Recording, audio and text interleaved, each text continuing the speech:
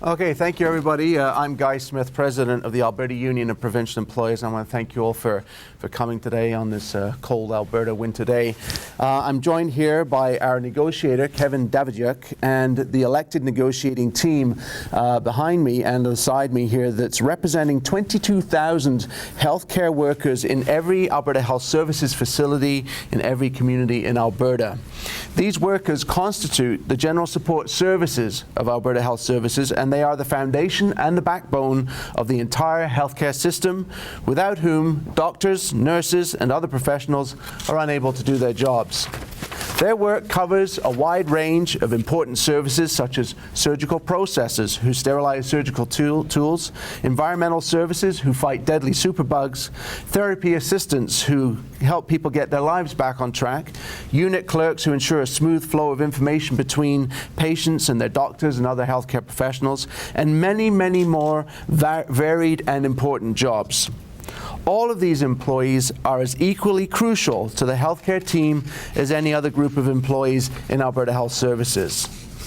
However, over the past few years, due to the amalgamation of the health regions under AHS, these workers have experienced constant upheavals and change to their working conditions and their collective agreements. The goal in this current round of negotiations was to address many of the disparities that exist between various employee groups in AHS and to establish parity on quality of work-life issues. However, the negotiations, which started 10 months ago, continued to expose a lack of respect and regard from AHS to this particular group of employees. Therefore, mediation was entered into to try and resolve outstanding issues, which resulted in a mediator's report. Since November, our activists and leaders have held worksite and town hall meetings and to vote on the mediator's report.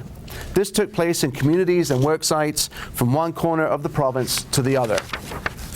Yesterday, those votes on the mediator's report were counted, and the result was an unprecedented 95% rejection of the mediator's report. The key message that we want to send today is that we are committed to negotiating a fair and equitable contract for these employees who are the bedrock of the healthcare system. We are calling upon Alberta Health Services to come back to the table and seriously address the fact that the only way to build stability in the healthcare system is by ensuring that the General Support Services workers are treated with respect, dignity, and are engaged in the goal to make sure that the healthcare system is there for Albertans when they need it. In order to ensure that the anticipated staffing shortage does not become a crisis, in order to create and maintain a stable and efficient workforce, in order to overcome the dangerously low levels of employee engagement, as low as 35% based on AHS's own surveys, and in order to move forward on all these issues, we need AHS to resume negotiations with us. We will continue to meet with our members and engage with them so that they are fully aware of the negotiations process and where the progress is going. Ultimately, decisions around this round of negotiation rests with our membership.